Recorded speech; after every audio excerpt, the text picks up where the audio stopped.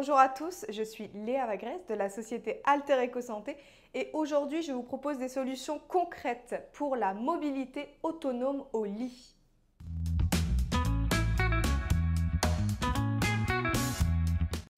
Quel est le contexte actuel? Selon l'INSEE, si les tendances démographiques récentes et l'amélioration de l'état de santé se poursuivaient, la France, hors Mayotte, compterait 4 millions de seniors en perte d'autonomie en 2050, soit 16,4% des personnes âgées de 60 ans ou plus, contre 15,3% en 2015. Les personnes en perte d'autonomie sévère représenteraient alors 4,3% de la population des seniors contre 3,7% en 2015. Cette étude montre bien l'importance de la préservation des capacités de ces personnes pour qu'elles puissent exercer leurs activités de la vie quotidienne en autonomie et pour tendre vers l'amélioration de la santé des seniors. Alors comment détecte-t-on le problème?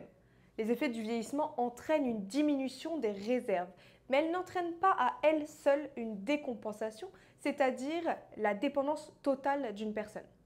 Cette diminution des réserves s'accompagne par la compensation d'autres capacités fonctionnelles physiques permettant à la personne de vivre plus longtemps sans incapacité sévère. Alors comment détecter cette perte d'autonomie? La perte d'autonomie est fréquemment associée à la présence de pathologies chroniques, associées à des facteurs de restriction d'activité ou des événements intercurrents. On peut citer la chute, on peut citer l'hospitalisation, mais il y en a bien d'autres. On associe souvent le processus de perte d'autonomie à des contextes de fragilité de la personne, qui peuvent être par exemple des troubles cognitifs, effectivement, lorsqu'on voit une personne qui a des difficultés d'adaptation, des difficultés dans les activités instrumentales aussi. On peut parler des troubles moteurs d'origine neurologique. La réduction de la vitesse de la marche peut être un signe, la marche à petits pas aussi. On peut aussi parler d'un manque de force, les personnes qui vont avoir des difficultés de verticalisation, une grande fatigue aussi. Et enfin, on peut aborder le sujet de l'apathie, qui se traduit par un manque d'envie et une restriction d'activité.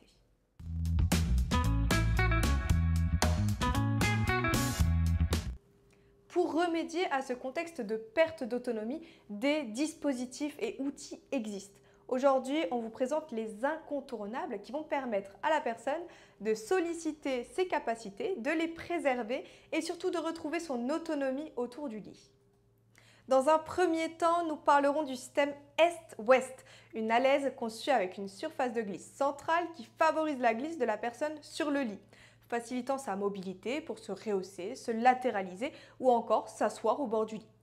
Ensuite, je vous parlerai d'Ascioli, une sangle de rehaussement graduel au lit. Elle permet à la personne de passer de la position allongée à la position assise en toute autonomie. Puis, nous nous pencherons sur Escaboli, un coussin multifonction qui permet à la personne de se rehausser grâce à une marche. Enfin, j'aborderai le fameux dossier One Way qui va permettre à la personne de maintenir une position voulue semi-allongée. Enfin, restez bien avec nous, on va vous en dire plus sur tous ces produits et vous donner toutes les astuces.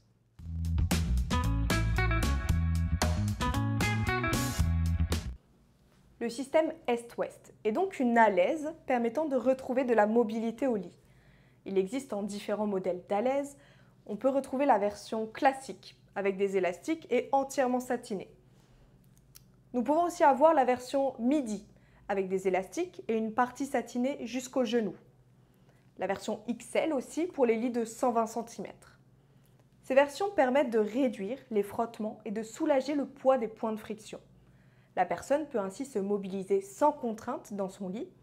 Elle s'installe directement sur le matelas et dispose d'une bordure en coton servant de frein sur les côtés et évitant le risque de glisse à ce niveau.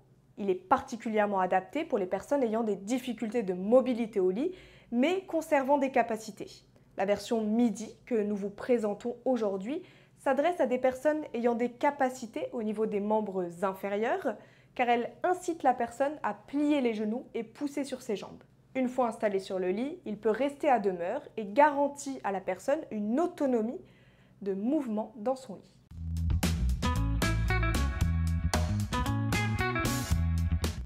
On parle à présent de la sangle Ascioli. Cette sangle, spécialement conçue avec 5 poignées sur sa longueur de 1,75 m, permet un rehaussement facilité. Elle peut supporter une charge maximale de 150 kg. Elle est légère, très simple à mettre en place.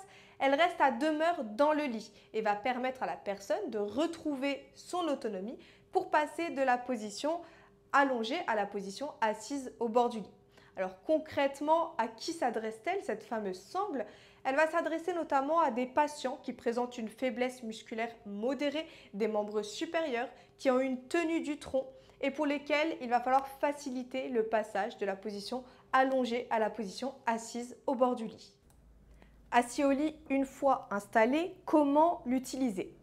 Le patient allongé dans son lit va venir tirer sur la sangle de redressement en passant ses mains progressivement de poignée en poignée. Pour une utilisation simplifiée, elle peut être combinée à la fonction relève-buste du lit et peut également être utilisée en association avec escabolie qui permet au patient d'appuyer ses pieds.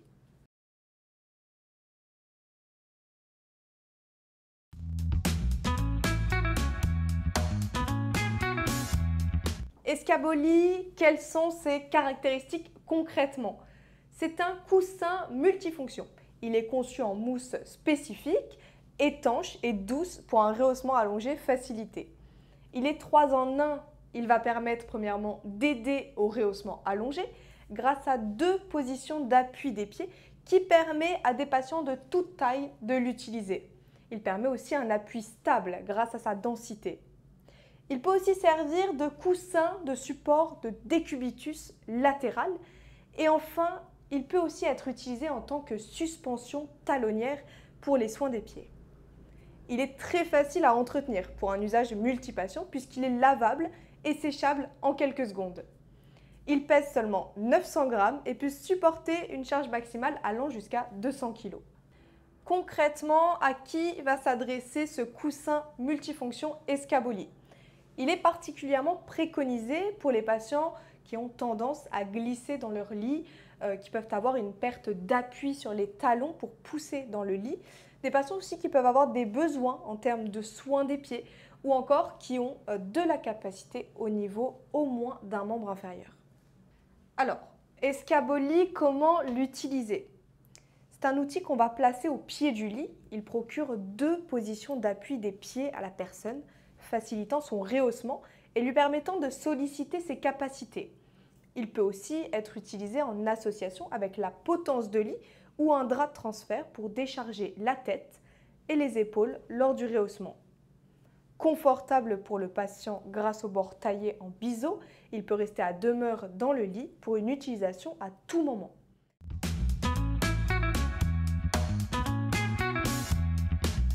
Nous nous penchons à présent sur le dossier One Way, qui est un dispositif essentiel pour les personnes n'ayant plus suffisamment de capacité pour se maintenir en position semi-couchée au lit. Ce dossier en nylon ne plisse pas et apporte un confort optimal grâce à sa dimension de 80 par 60 cm. Il se place au niveau des lombaires de la personne et coulisse avec elle vers la tête de lit, puis l'empêche de glisser vers le pied du lit. Il évite l'affaissement au cours de la journée, permettant à la personne de se maintenir pour des activités de veille telles que le repas ou la lecture. Son revêtement aéré assure un confort optimal à la personne tout en restant discret. Je vous remercie chaleureusement d'avoir visionné cette émission, j'espère que ça vous a plu. On se retrouve très bientôt pour vous apporter toujours plus de solutions sur les problématiques du quotidien de la personne âgée, de l'aidant ou du soignant.